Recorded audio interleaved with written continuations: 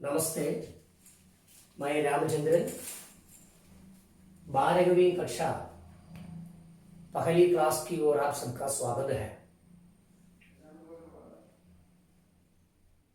हमारे इस साल पहली इकाई का नाम है झंडा ऊंचा रहे हमारा,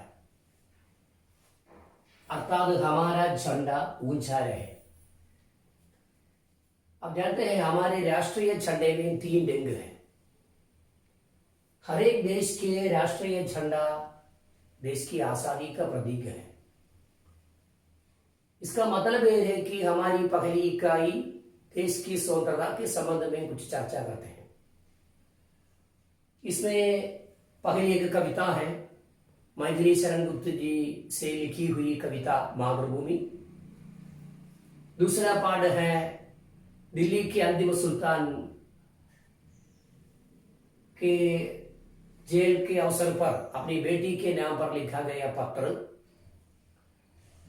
और तीसरा पाठ है भारत के प्रथम प्रधानमंत्री जवाहरलाल नेहरू जी स्वतंत्रता के अवसर पर देश को जो संबोधित किए हैं उसके संबंध में है।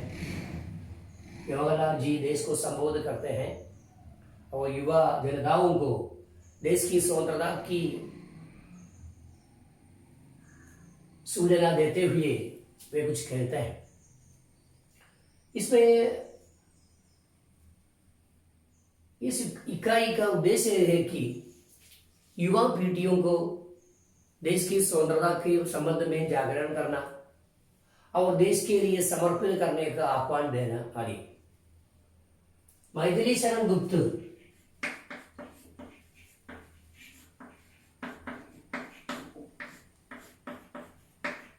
हिंदी के राष्ट्रीय एवं सांस्कृतिक कवि हैं। मातृभूमि नामक कविता में वे कहते हैं, देश हमको बहुत कुछ देते हैं, उसी प्रकार देश हमसे कुछ चाहते हैं। देश के अन्न और मिट्टी से पले हुए हम मनुष्य देश पर ही समर्पित करना। जननी जन्मभूमि च स्वर्गादपि गिरियसी, ऐसे का कथन है। जननी और जन्मभूमि अर्थात माता और मातृ राज्य स्वर्ग से भी प्रिय है। इसी प्रकार माता से हम प्यार करते हैं, उसी प्रकार जन्म देश से भी हम प्यार करते हैं। कविता में कवि मैथिली शरण गुप्त देश के युवा जनताओं को संबोधित करते हैं और देश के लिए समर्पित करने का आह्वान देते हैं। मैथिली शरण गुप्त अनेक महाकाव्य लिखे हैं, विशेषकर मैथिली शरण गुप्त जी का साकेत शब्द का अर्थ है अयोध्या। अयोध्या में घटित घटनाओं के आधार पर साकेत नामक महाकाव्य लिखे हैं। राम कथा पर आधारित हैं और यशोधरा और द्वापरा पंचवटी आदि उनके और काव्य हैं।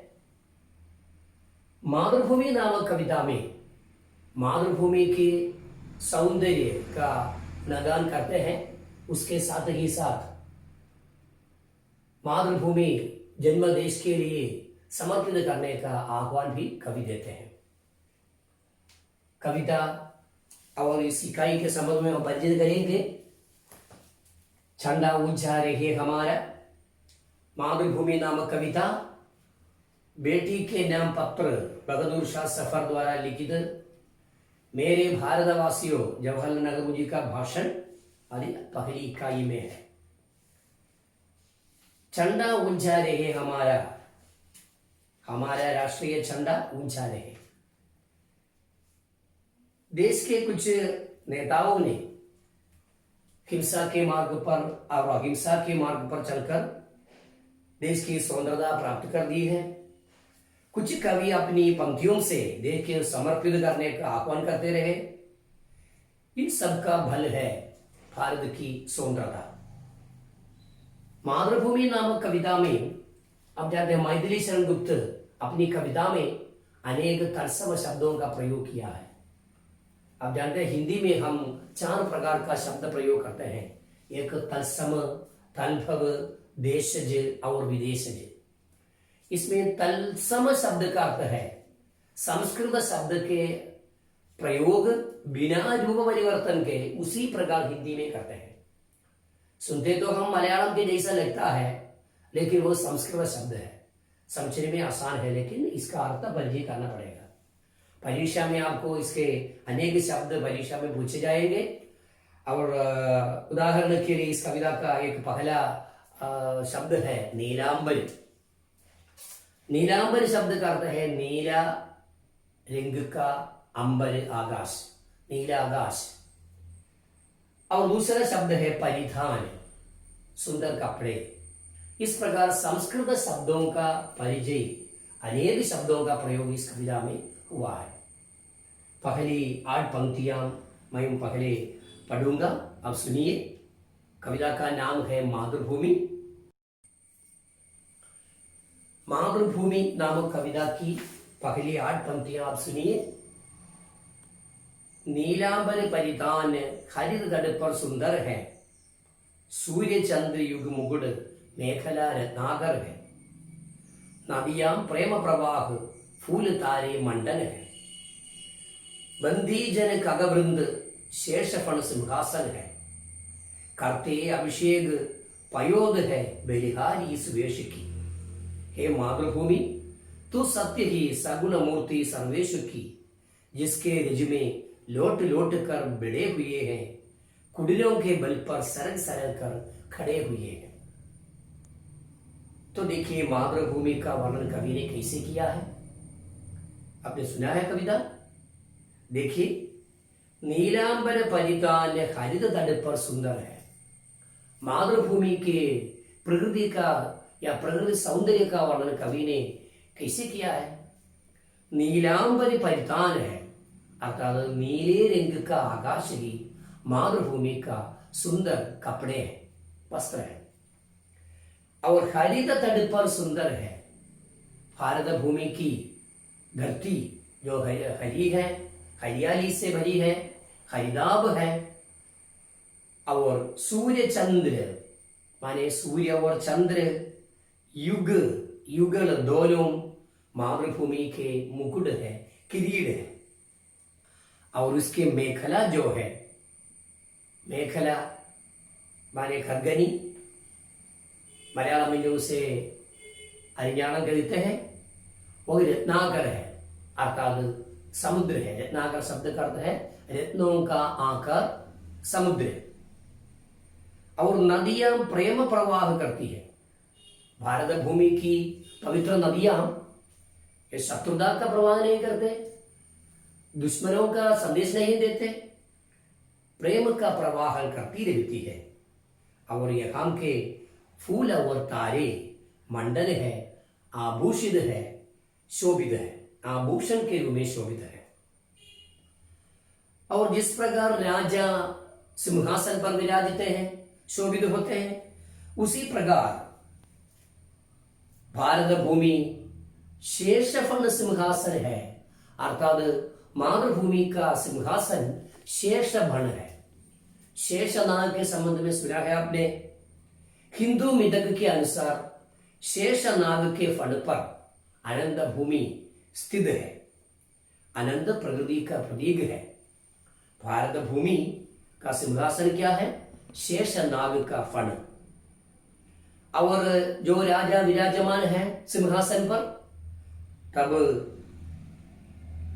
वंदना गीत करते हैं स्तुति पाठक। यह कौन वंदना गीत करते हैं? खग वृंद, अर्थात खगों का वृंद। खग माने पक्षी या चिड़िया, चिड़ियों का समूह वंदना गीत गाते हैं या स्तुति गान करते हैं भारत भूमि का। इस प्रकार के सौंदर्य वर्णन करते हुए कवि कहते हैं, हे मातृभूमि, तू वास्तव में सगुण सर्वेश्वर की सभी संपन्नताओं से युक्त मूर्ति का रूप है, सर्वेश्वर की मूर्ति है आप। भारत भूमि के रिज में, रिज माने क्या है? धूल। भारत भूमि के रिज में लोड लोड कर, लुढ़क लुढ़क कर, जिस प्रकार बच्चे कुडनों के बल पर रेंगते हैं, लौटते हैं जमीन पर। लोटना और सरकिना, लोटना माने उരുളുക, सरकिന വലിഞ്ഞിഴഞ്ഞ് നടക്കുക। सरक सरक कर हम बड़े हुए हैं। बचपन कैसे? बचपन कैसे है? हम धरती पर या धूल में लोट लोट कर, सरक सरक कर बड़े हुए हैं। इस प्रकार 8 पंक्तियों में कवि भारत भूमि के सौंदर्य का वर्णन करते हैं और उसके साथ ही साथ कवि का बचपन कैसे जुड़े हुए हैं। कैसे जुड़े हुए हैं कवि का बचपन?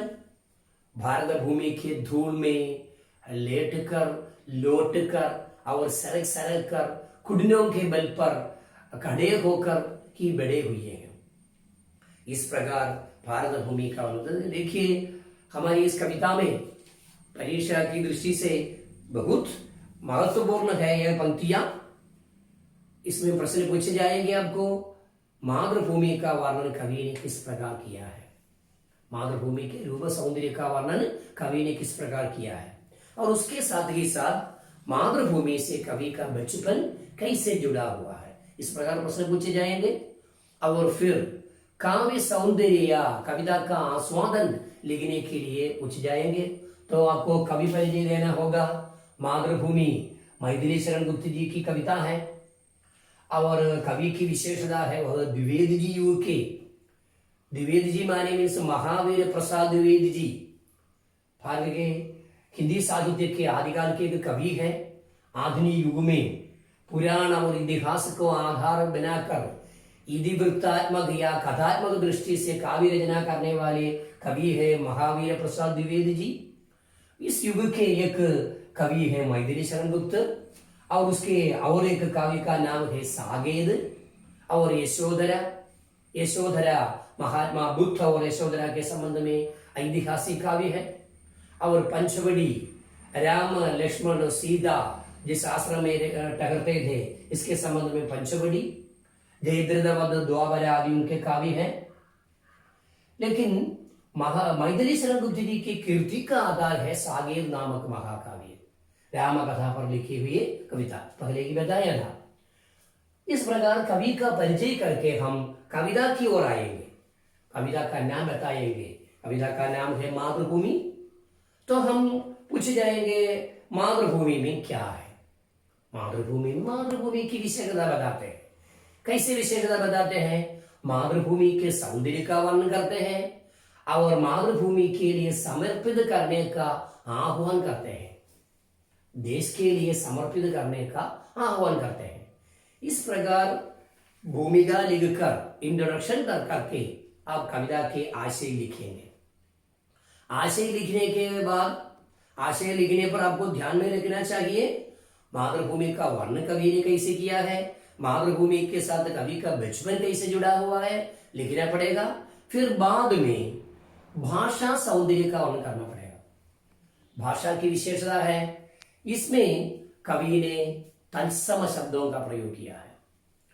कुछ कवि तलभव शब्दों का प्रयोग करते हैं, अर्थात संस्कृत के रूप परिवर्तन करके कविता करते हैं।